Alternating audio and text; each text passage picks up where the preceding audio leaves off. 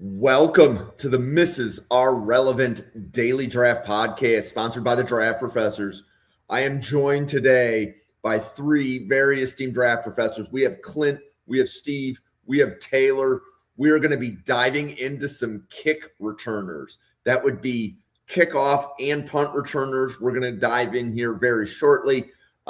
Steve, it's great to see you today because like last week you were just like a big S on the screen. So welcome back to the other side of the camera. How are you doing?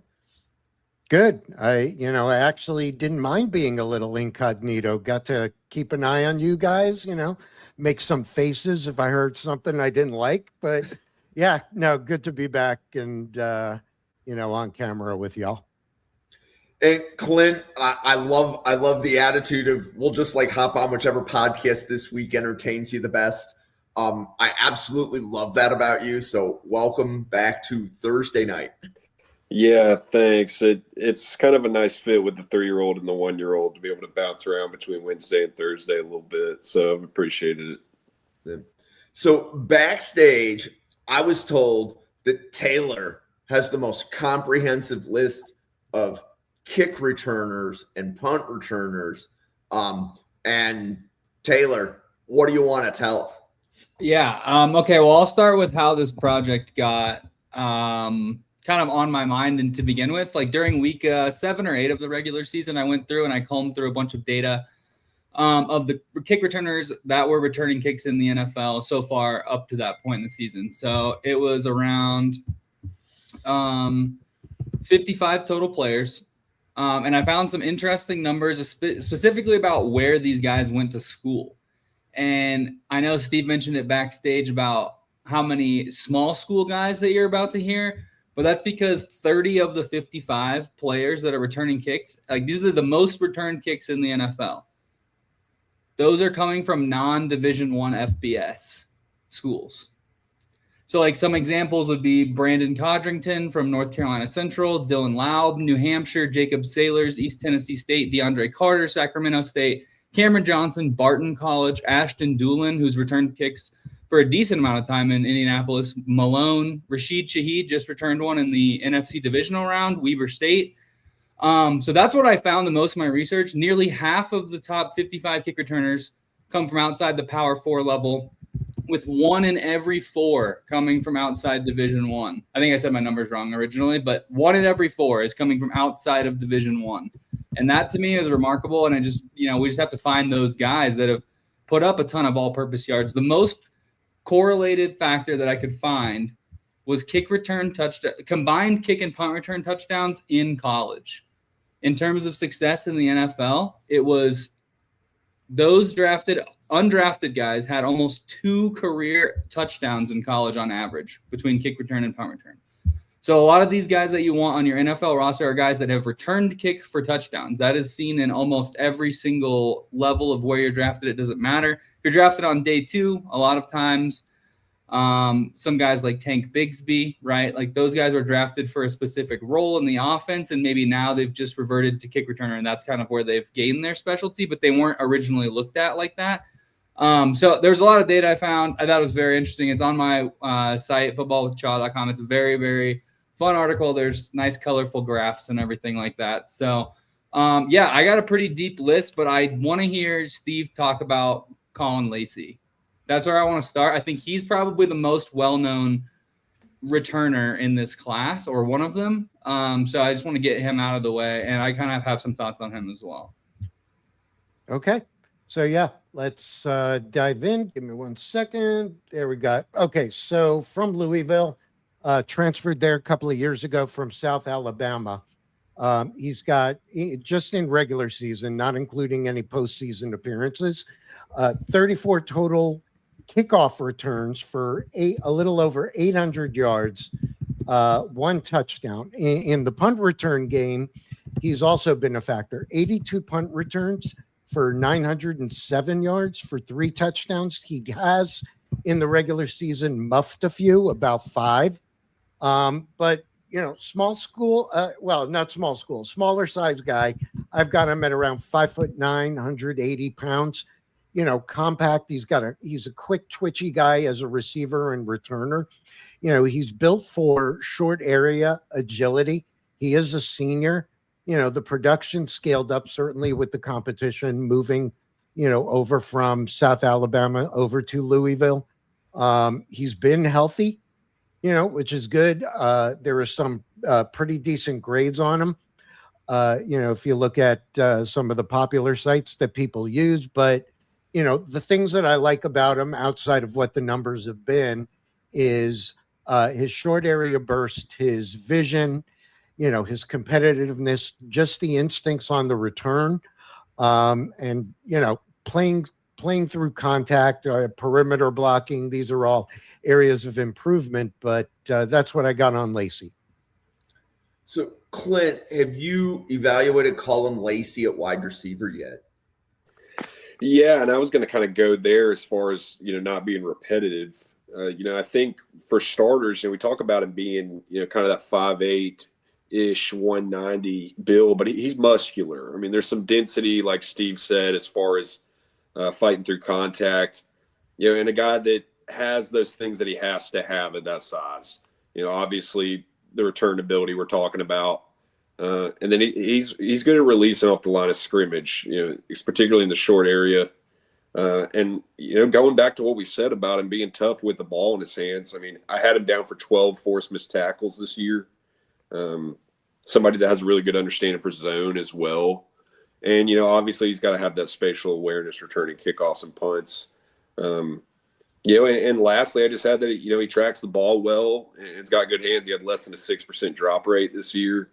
So those were good numbers, particularly bumping up a competition like we mentioned. So he's definitely one of the more fun ones, and somebody, it's like the two names that Taylor mentioned that caught my attention was reminding me about Dylan Laub.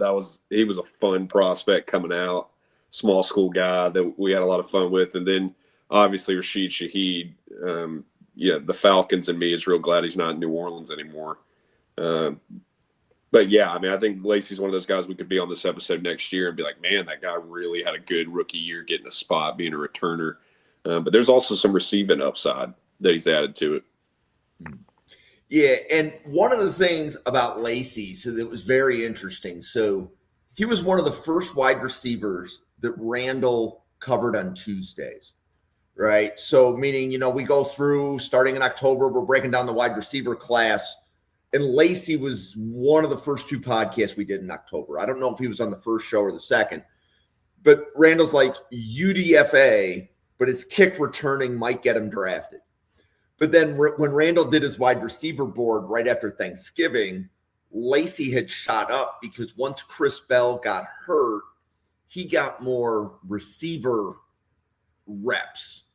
So I think if you were to ask just any generic draft person who the best kick returners are, I think the top two are going to be Lacy and Zachariah Branch.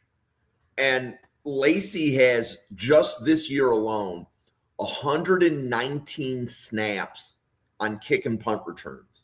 So it's 53 kick returns and 66 punt returns. So that's a lot of snaps for returns. And Taylor, how many touchdowns did Colin Lacy have this year? This year he actually, I don't think he scored 2 punt return touchdowns this year. He had a kick return touchdown last year, but 4 total touchdowns for his career. And I think that's my major concern about him. His kick return average this year was only 21. Like it's only less than 24 for his career. So I think this is where you have to make the distinction between kick return and punt return, especially with the new rules. Like I don't think he's someone that's capable of carrying the tote as a kick returner in today's NFL. With the old rules, I think kick returner are great. But now I think he's a certified punt returner, but I think that might be enough to get him, a day 3 grade and get drafted on day 3. But I really don't think he's going to have a lot of opportunity at kick returner, although I've seen some teams, specifically the Broncos, like they'll use Marvin Mims when they need a big return. So they have specialty packages and specialty plays for these kick returns. Because most of the time it's Jaleel McLaughlin and Tyler Beatty out there. It's not Mims every single time. So maybe Lacy can be used in that role when they need a spark. But I think he's more of a wide receiver, like 4 or 5 on a roster, and he's going to play punt return for sure. So the other thing is when he moved over from South Alabama, he didn't really have any punt returns in 2024. He was strictly, for the most part, on kick returns. This year, if you look at the numbers, it's balanced out. It's actually shifted more to the punt return side. So I have a question for you guys before we dive deeper into everybody's list. For Buffalo, most of the kick-off returners are running backs, meaning that Ray Davis led the league in kickoff returns, and he is a running back. And Taylor, at least one of the players that you mentioned for Denver, I recognized as a running back. Yeah, two of them, both of them. So, Clint, who's returning kicks for Atlanta? Running back, wide receiver, or different position? We actually moved on from our primary kick returner, so that's going to be up for grabs. That's been one reason, for a lot of the fans down here, obviously, geographically, it's a lot of Georgia Bulldog fans in this fan base, sometimes to our detriment. I can say that. I pull for both. That's one reason a lot of people are excited about Zachariah Branch, because that spot, he'd walk in immediately, get the keys. The name is escaping me off the top of my head, admittedly, who it was this year, but we did move on. Our special teams unit, top to bottom, was one of it. If it was a running back or a wide receiver? It was not a running back. Was one of, if not the worst in the league this year. Okay. Steve, what position is doing the kickoff returning for the Jets? Is it a running back or a wide receiver?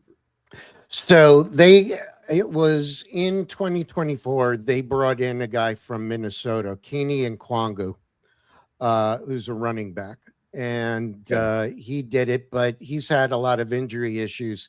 So they switched over to Isaiah Williams, who had some electric ones. And as a matter of fact, I think I'd be drafting, Mendoza in a couple of months if it wasn't for Williams and beating Clint's Falcons with it. So it's like, man, of all people to have on the podcast. But, I did look at that. When I looked at this initially midway through the season, it was about 50-50 between running back and wide receiver. And there was 3 total defensive backs that returned kicks. One of them I mentioned earlier. I could jump back in and say the name that escaped me was Jamal Agnew, who really had a good past career as a Pro Bowler at returner. His position is receiver, but he had some fumble issues this year. And I also think he got a little bit scapegoated. Like I said, our special teams unit sucked this year. Okay. So Colin Lacey is probably going to be he's going to be one of the 5 kick returners that you hear about the most. But Taylor, where do you want to go next?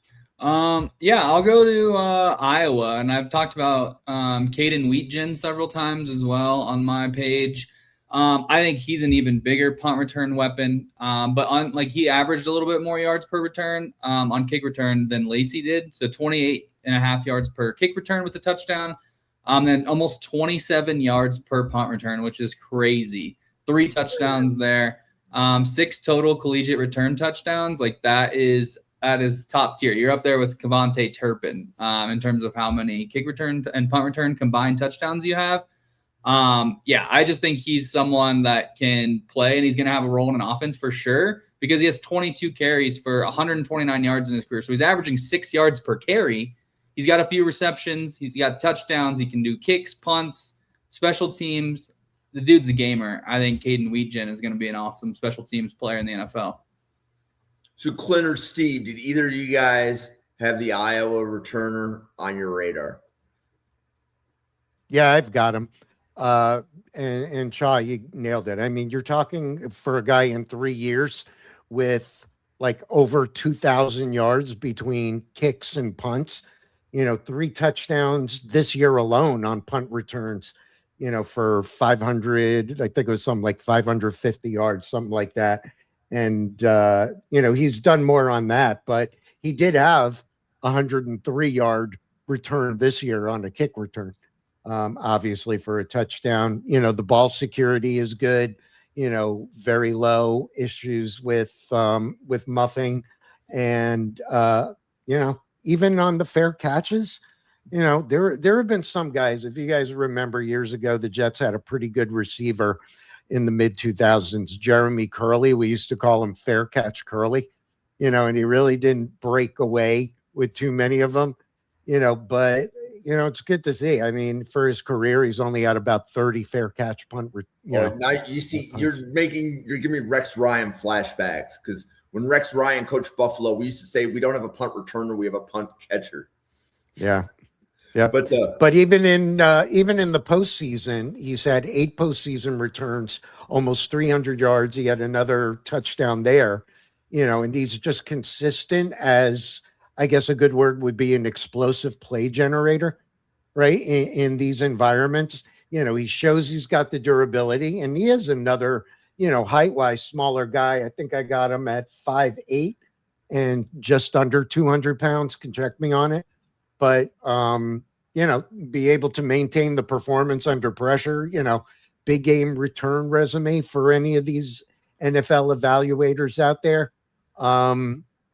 Just finishing through the arm tackles on some of these returns and just fixing some of the decisiveness, because I think he could have had more, big ones, especially this year for Iowa. But that's what I got on Weechin.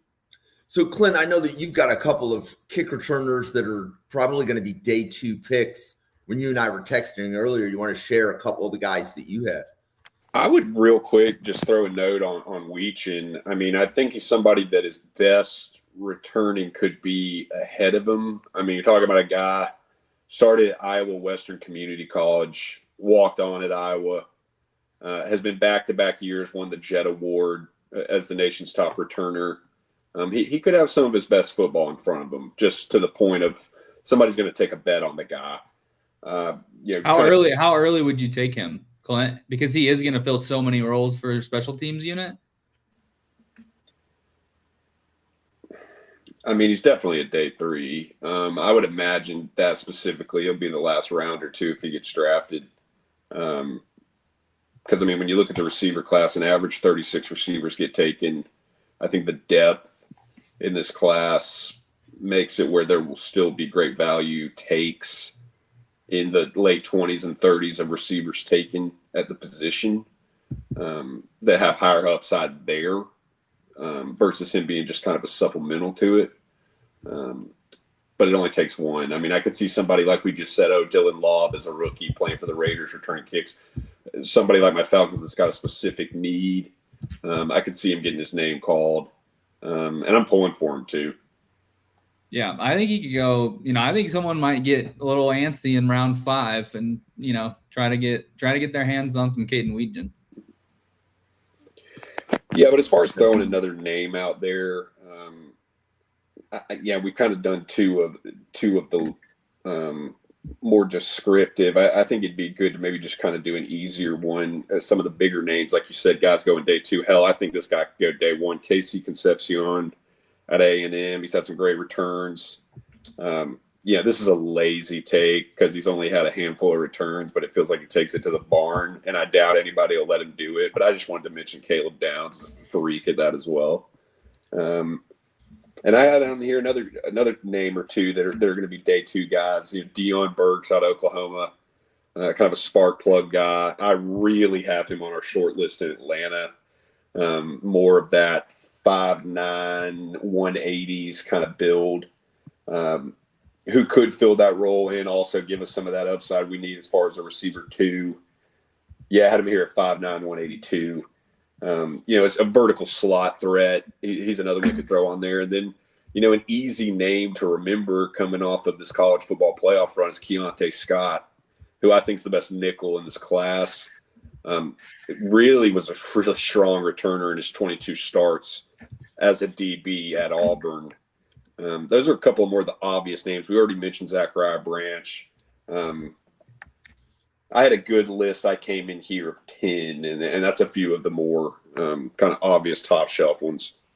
Yeah, I got one for you, Clint. How about Lorenzo Styles Jr.? You mentioned Caleb Downs. Lorenzo Styles, 5 career kick returns. He's averaging almost 40 per return with a touchdown. He doesn't get to return them either, but, man, he's pretty good at it when he gets his hands on the ball. And Taylor, you're specifically calling out Styles as a kick returner. You're making a distinction between kick and punt.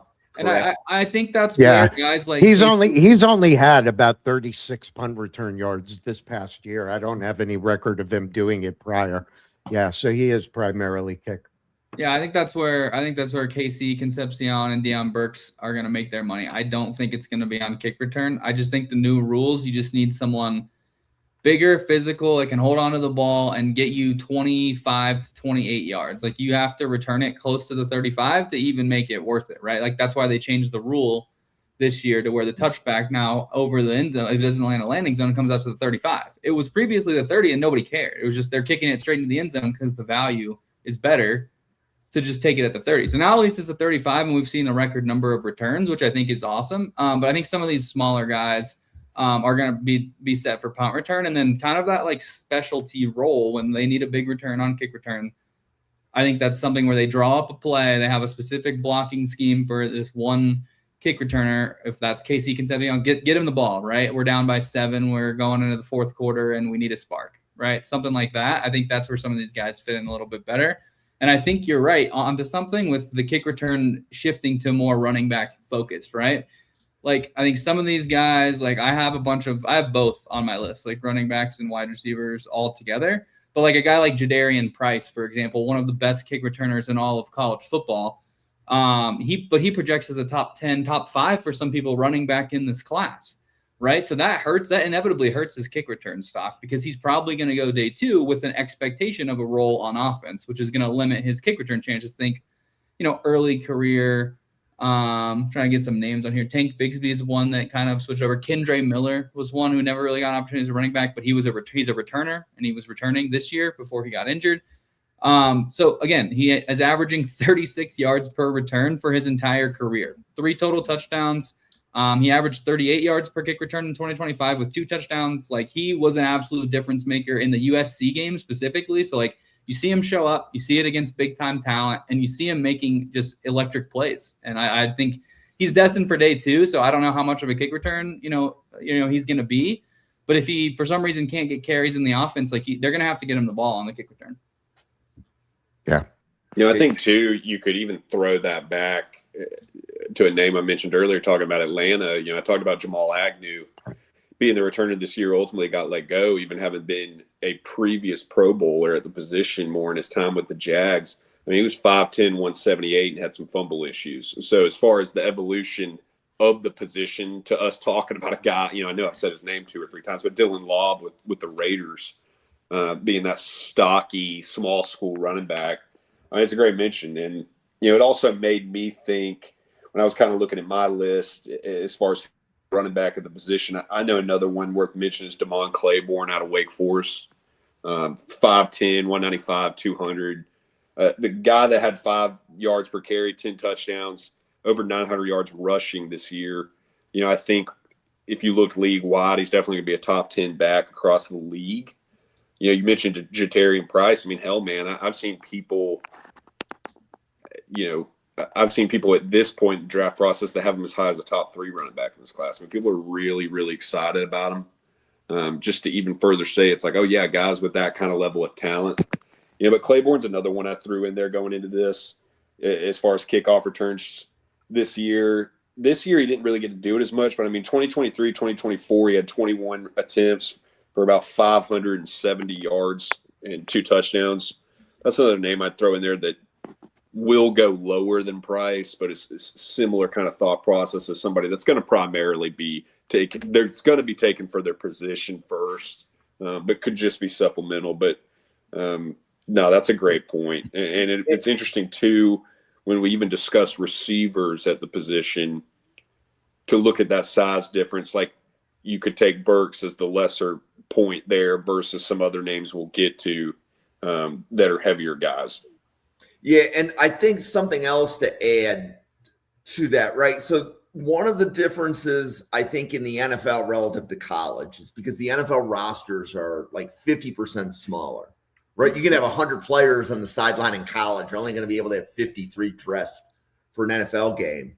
So any of these running backs that we're talking about, if we do like a running back big board and we're saying they're going to be a running back by committee or they're going to be an RB2 or an RB3, as soon as you're not the starter and a running back by committee, I I think you're now going to be required to return kicks. I actually think there may even be a trend where we might see even more college running backs return kicks. But Steve, you have any new names for us here that are kick or punt returners in the 2026 NFL Draft? I'm actually a little disappointed. I kind of feel like we glazed over Jadarian Price, because I'm doing my best to not make him my running back 2 in this class, behind his running mate Jeremiah Love. But I love the dude. Let's go focus on the punt side. It's a name we've talked about because during the season, Cha and I, we did a bunch of Illinois game previews, and a guy I really like is Hank Beatty. Now, I think that's where he's going to be considered. I think he is a late day 3 draft prospect, as a wide receiver. I've got him 5'10", 5'11", about 186 pounds, very compact slot receiver, good build. He's got the good short area quickness and balance and the play strength for his size. He's actually, what did he start out as? He was a quarterback and converted over. But in terms of now, he hasn't really throughout his career offered really anything on the kick return. He is primarily a punt returner. He only has 1 touchdown for his career. He's got an average. Well, he had an average this year of about 16 yards, but he's a guy that if you're looking, depending on how you're building your wide receiver room, and I think there are some teams that'll keep 5 receivers. Some will go with that 6th one. I think, day 3 on the draft, whether it's, round 6, round 7, you see Beatty laying around there. He's a guy you pick up because, as a receiver too, he's shown a lot of toughness. He's been reliable. His ball security has been good. His competitiveness and his decision-making, he's not the most explosive guy. I don't think he's creative when it comes to his lateral movement. And can he really threaten coverage vertically? No, but I know this is a guy I'll probably throw in the slot, and he could probably get me 2 to 3 good receptions a game and move the chains, but also contribute on the punt game. I'd add too, just factoids as far as Beatty that give you some comfort as far as, the ceiling floor. I mean, Illinois Gatorade Player of the Year in 2021, like you said, was the kind of guy you opened the local newspaper the day after Friday night and played quarterback and threw for 200 yards, played running back and had 75 yards, had 4 catches, blocked a punt, took one to the house, had 2 punts. A lot of ability there. And then just lastly, I mean, as far as not just starts, but playing and participating, guy played in 50 games at Illinois. A lot of experience there, a lot of athleticism, a lot of production. That's a great mention. Yeah, if you're not already sold, he is the first Big Ten player with a punt return touchdown, receiving touchdown, rushing touchdown, and passing touchdown in the season since 2003. So, I mean, he does it all. He really does. He's going to. You read that out of the local paper, like my little saying right there. Yeah, yep, I mean, exactly. That's a testament to it. He's that kind of player. That sounds like Julian Edelman 2.0. Yeah. All right, I'll start grouping some guys together here just so we can get moving a little bit. Okay, I have 3 names here. They're all wide receivers that I expect to go in the middle of the draft at some point. The first one being Barian Brown, wide receiver from LSU, 30 yards per return, just shy of 2,000 career return yards and 6 return touchdowns. Also 2,000 career receiving yards. His issue, some drops at wide receiver. That's his main, like he needs to focus on that. But he's an electric player with the ball in his hand. So Barian Brown is one. I'll group in with another wide receiver here, Cam Ross, 5'10", 186, 34 yards per return and a touchdown in 2025. Cam Ross out of Virginia, 203 career receptions for 2,300 yards and 11 touchdowns between UConn, James Madison, and Virginia. Just another guy that I expect to get drafted on day 3 that has some return ability. And then we talked about him in the Draft Professors chat a little bit. Vinny Anthony, the second wide receiver, Wisconsin, 6 foot, 190.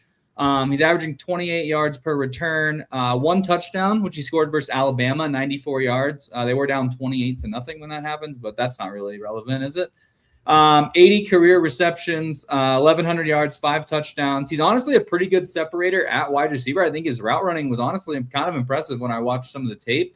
And he's electric with the ball in his hands. It's just Wisconsin's offense. I mean, what are you supposed to do up there? I mean, they got nothing going on ever in that offense. It's honestly kind of wild. So those are 3 receivers I kind of see grouped in the same tier. What do you guys think, Clint, Steve?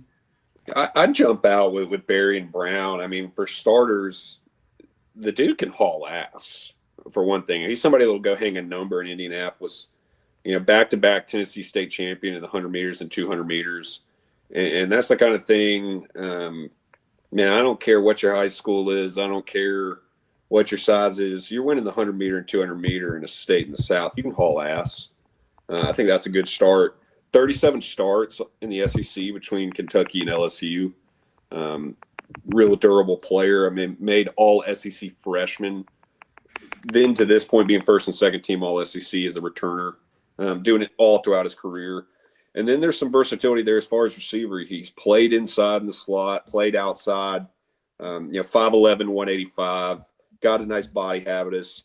Definitely some potential there with the breakaway speed. He's one I like that, what did we say earlier about guys that will be taken for their position and then kind of supplementally be a returner? I think it might be the flip here of he's going to be taken more as a returner who supplementally you can get some receiver out of. And I was actually going to ask you that, Clint. If Barry and Brown did not return kicks, do you think he's a good enough receiver to be drafted? Probably not. Right. Like he's ultimately, I think he's being drafted more for his gadget ability and his ability to return kicks, not because he's going to be effective at wide receiver. Well, and I'd add too, just to a team liking him, I think he'll interview very well. For us to talk so much, I'll sound like an old head for a minute about this portal era and guys jumping around. I mean, he could not have been more insistent on being complimentary of Kentucky and everything they did for him to ultimately wind up finishing up at LSU. He's somebody that's going to interview really well, offer that secondary ability as a receiver, all that experience and accolades in the SEC, and then with the returning ability. I mean, we talked about, could he get drafted? It's easy to lean on my own team here, but it's like, look, man, particularly with the receiver needs we have beyond Drake London, and then, what you have left of Darnell Mooney in this last year, and then obviously Falcons Day 2 will use one of the picks on a receiver. He's somebody, if I'm sitting there with that 7th round pick, we have 6th round pick, and they're like, man, we need this guy to return kicks and we want to get some receiving mileage out of him. You're not going to hear any bitching out of me. So, Steve, do you have another one for us? Yeah. Give me 1 second. And sorry about that. I keep losing the stream space. Have we talked about Damon Bankston yet? No. No. Okay. Let's get him up here. Actually, no, I'm going to hold off on him. I had it queued up and then I lost the thing. While you look for 1 second, I'd throw a note on one more name that Taylor just said about Vinny Anthony II. I just said a second ago about how so-and-so had played in 50 games at Illinois. This guy's played in 47 games, just in terms of tons of tape on him, availability, durability. That's another note I'd throw as far as a guy that's kind of a tough ass coming out of Wisconsin, to be, 6 foot 190. So, Steve, you have your guy queued up now? Yeah, I had it ready to go. So sticking with the wide receivers for a second, and I'm glad you talked about Barry and Brown. I've got Kevin Coleman Jr. of Missouri. So, he's a guy, not the most electric. He started kick returns early in his career, then shifted over more to the punt return side. He's got 61 career punt returns with an average of, about a career average of about 9 for 562 yards. He's had 1 touchdown. He's definitely a specialist. I'd consider him almost like a situational punt return option. I actually have a 5th round grade on him, though, as a receiver. I think he's just a reliable yardage generator,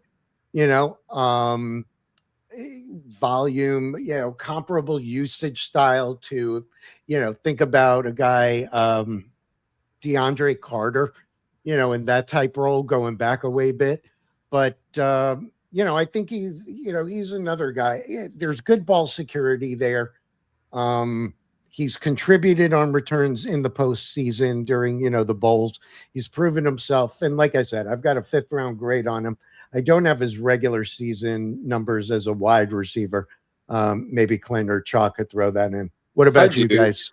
Yeah, I could piggyback that as far as some receiving numbers. I mean, for starters, 4 years, 4 different schools.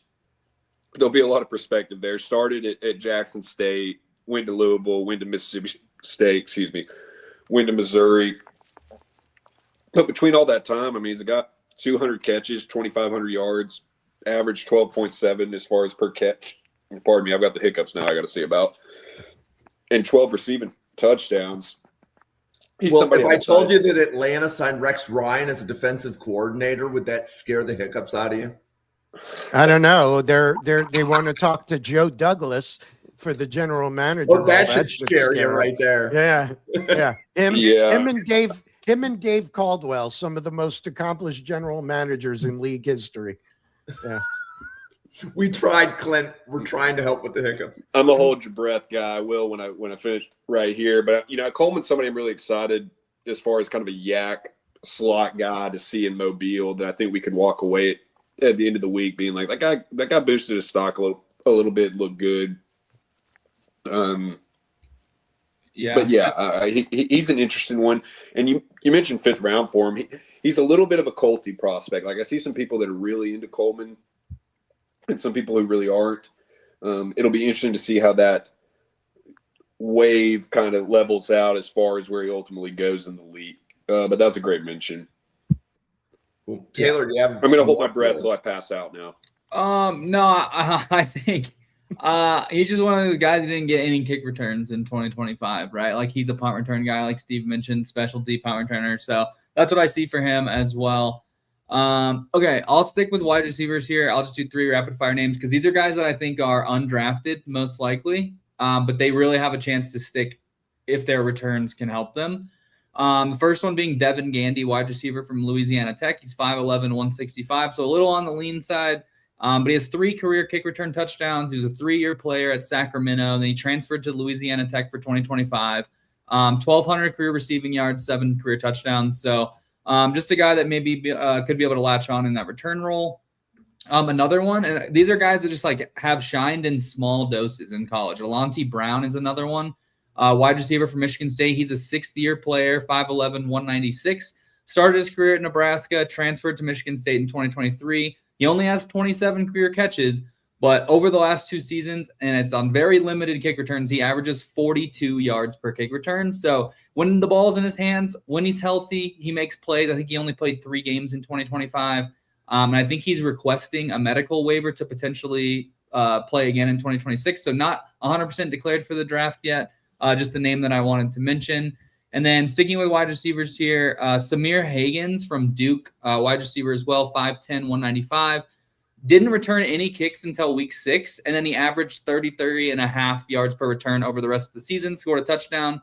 For his career, 32 yards per return, 2 career touchdowns, 30 yards per punt return for his career, and he scored a touchdown there as well, along with 152 career receptions, 1,500 yards, and 14 touchdowns. So Samir Hagans, 5'10", 195, like he's got the wiggle, he's got the juice. He wasn't kick returning early in the season, but when he came back and he was kick returning at the end, he was electric. So those are 3 guys that I have probably UDFA, but you never know. They could sneak their way into the draft with some good performances over the next couple months. Cool. Clint, any more names for us? Bear with me. I'm still working on it.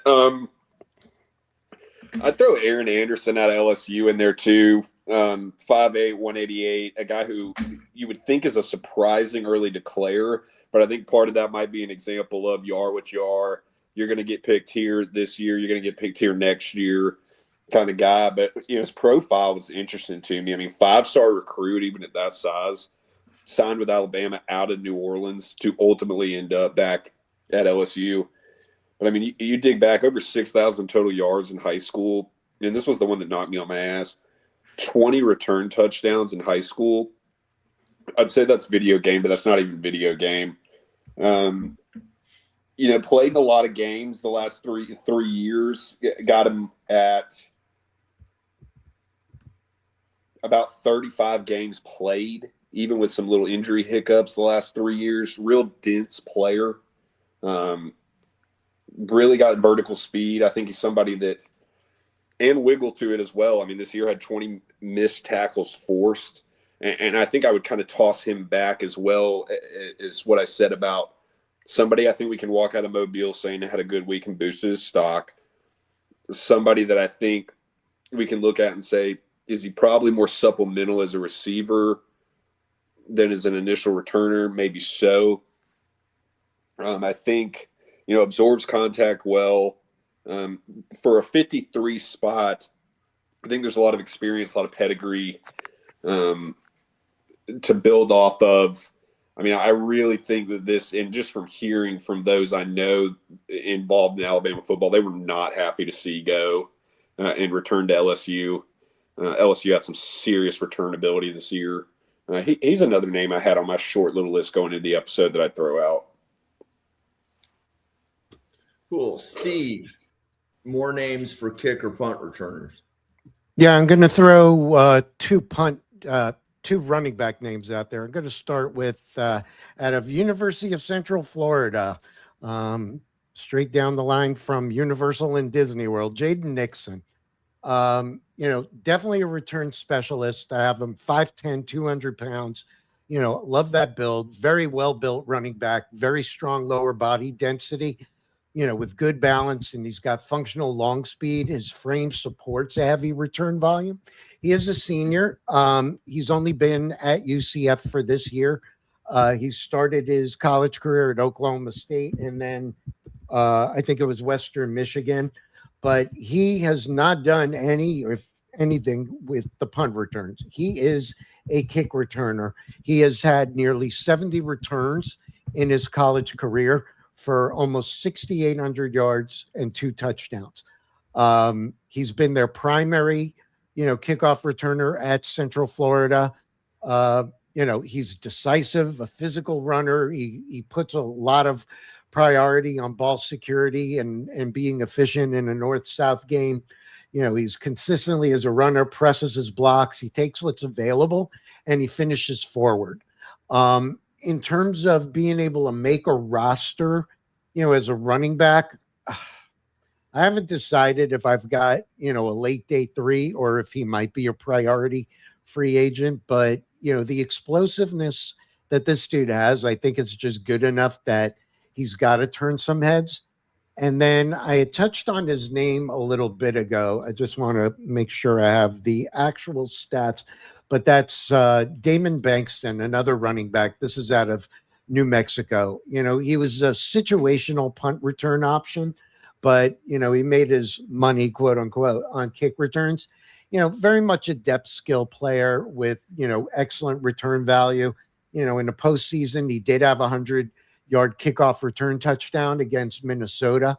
He plays good with straight line speed. He's got the ability to finish through his pursuit angles as a runner, big playability in a high pressure environment, very good first step acceleration. So, if, you're able to catch it on YouTube or some other tape and you watch Bankston, his first step when he's got the ball is extremely explosive.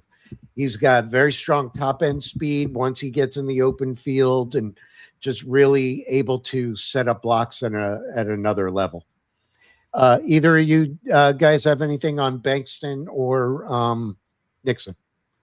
Yeah, I think you nailed it on Nixon. I think Bankston's interesting. He was a 4-year player at Weber State before he went to New Mexico. 591 career touches, and he only had 4 fumbles. So ball security for sure there. Averaged 37.5 yards per return in 2025 with 2 kick return touchdowns. So I think he definitely has a role on somebody's offense. Maybe that's that 4-minute drill type, Tyler Beatty type role. Like they're going to be in there in passing downs. They're going to be in there late in the half, whatever that is. And then, he can definitely work his way onto a team just with his kick returning alone. Cool. Um, Anymore. Yeah, I'm gonna keep going. I'm gonna go three running backs. I'm gonna group them together again. First one, honestly, the crazy is fine. Devin Miles, running back from Western Michigan. He's 5'9", 184. He transferred from Mount San Antonio College. I don't know if you guys know where that's at. I assume it's in San Antonio. Never heard of it. But in 2025, he rushed for 425 yards and 3 touchdowns. But he runs pretty powerful for his size. Like, he looks pretty small, but he runs vicious. And I got a hold of I was watching his Mount San Antonio highlights. Oh my God. This guy was running over people. Obviously, it's not the same level, but he averaged 37 yards per return there. He rushed for 1,200 yards and 15 touchdowns that season. Obviously, got him to Western Michigan. UDFA for sure. Just don't be surprised if you hear Devin Miles' name in the next couple of years as a returner.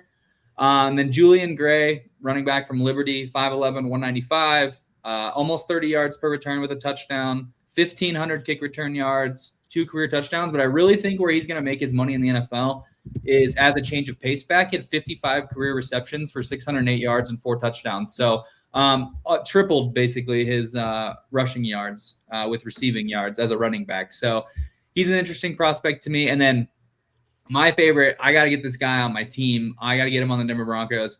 Sia Bangura, running back, Ohio, 6 foot, 216 pounds. He only has 3 career kick returns, and they went for 141 yards and a touchdown.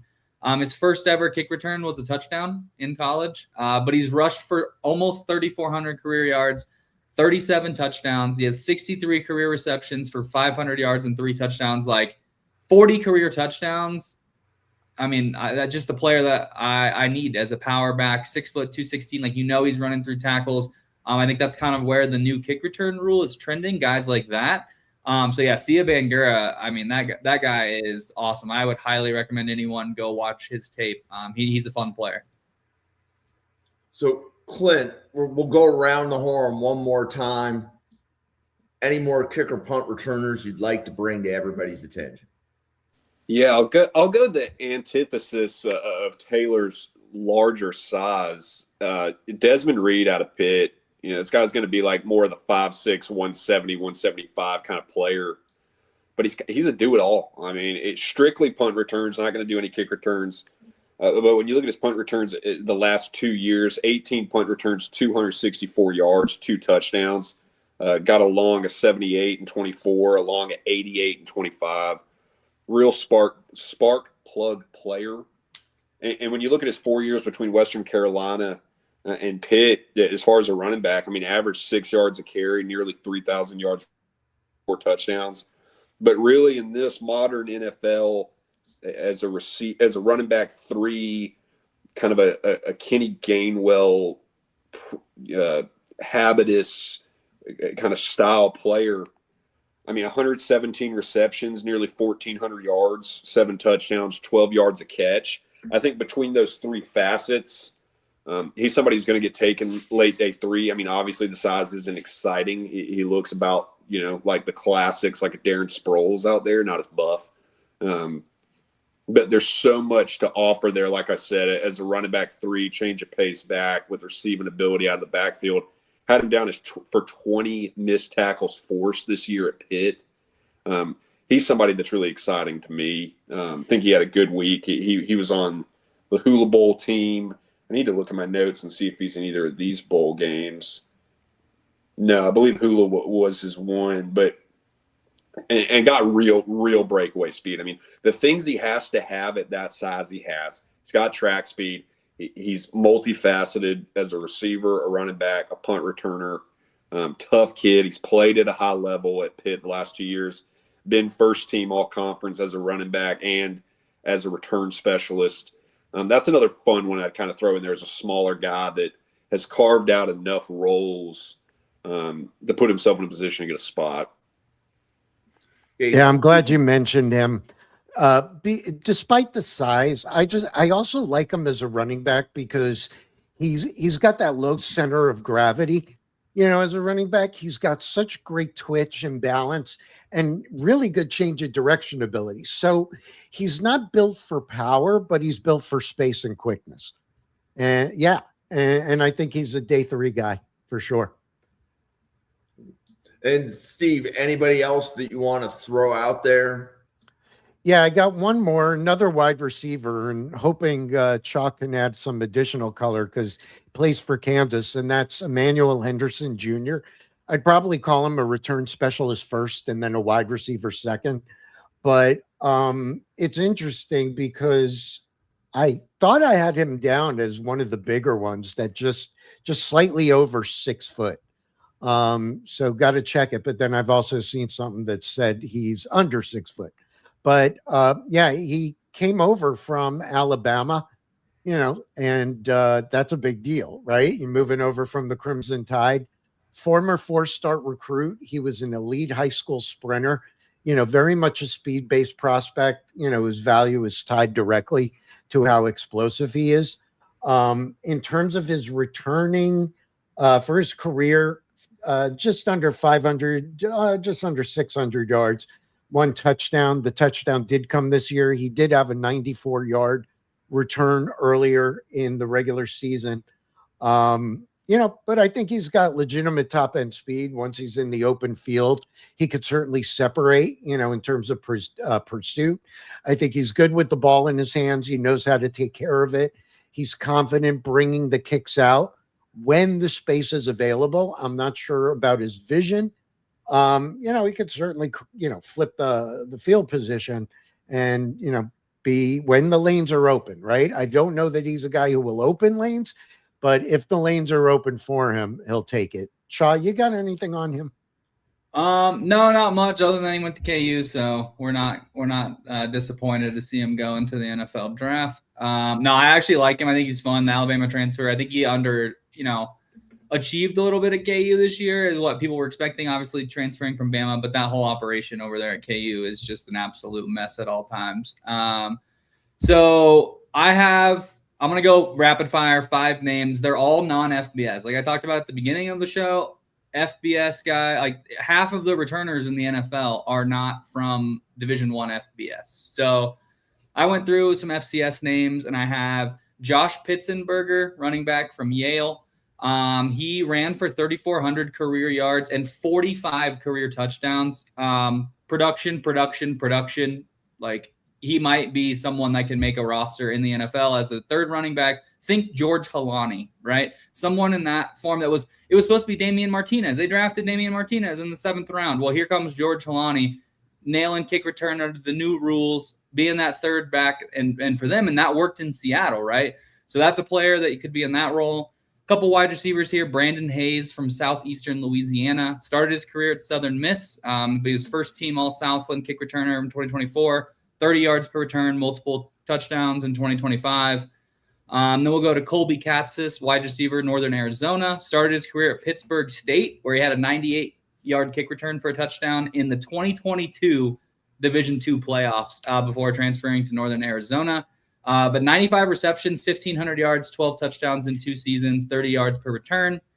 J.Q. Brown, another guy running back from Millersville University. If you ever heard of that, he was at Ventura, then he went to Concord, and then he went to Millersville. You probably never heard of this guy. That's a who's who of college football right there. I looked him up on Twitter. Taylor's pencil has caught fire this episode, man. For real, I feel like he's casting for a sequel to The Replacements. No, I need this guy. I need JQ Brown. I hope you're watching this because the last tweet that I saw from him saying that his all-star games keep getting canceled. He can't even get a workout for the NFL draft. Get this man a workout. 30 yards per return. He was just injured most of his career, so he had to bounce around a lot.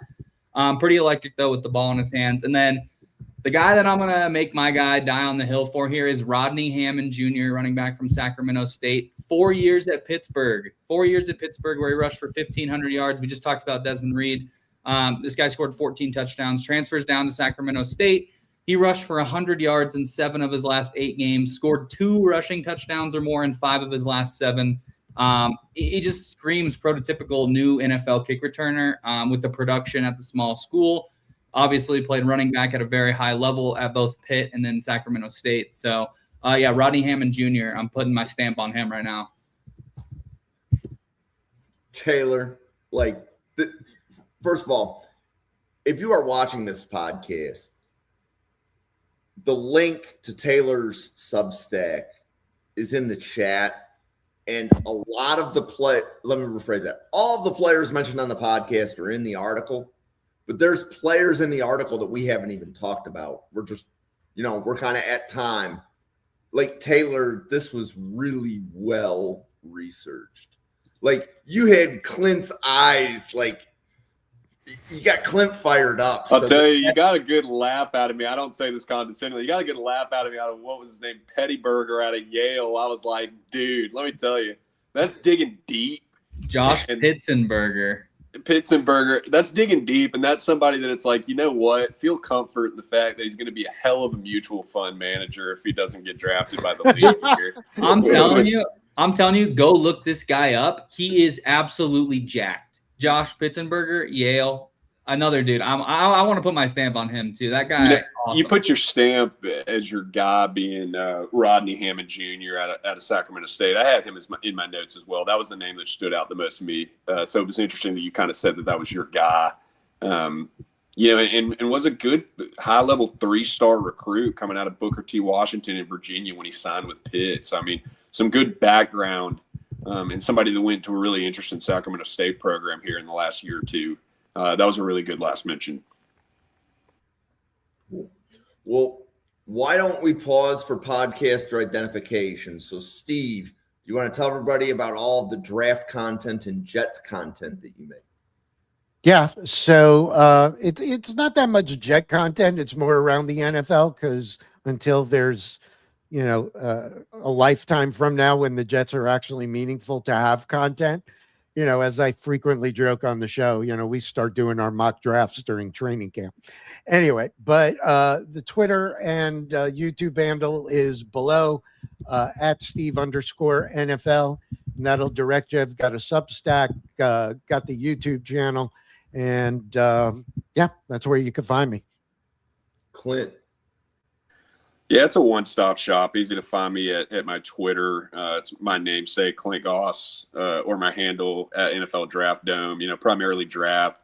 A lot of Atlanta Falcons as well. We're just wrapped up a head coach hire, kind of building out our staff, and now we're really the only talk of the town as far as the GM search. So you can find everything there, and looking forward to going to my second Senior Bowl here in the next few days, and going to have a lot of content interviews there. Taylor. Nice, Clint. That'll be awesome to get some Senior Bowl content. I'm excited for that.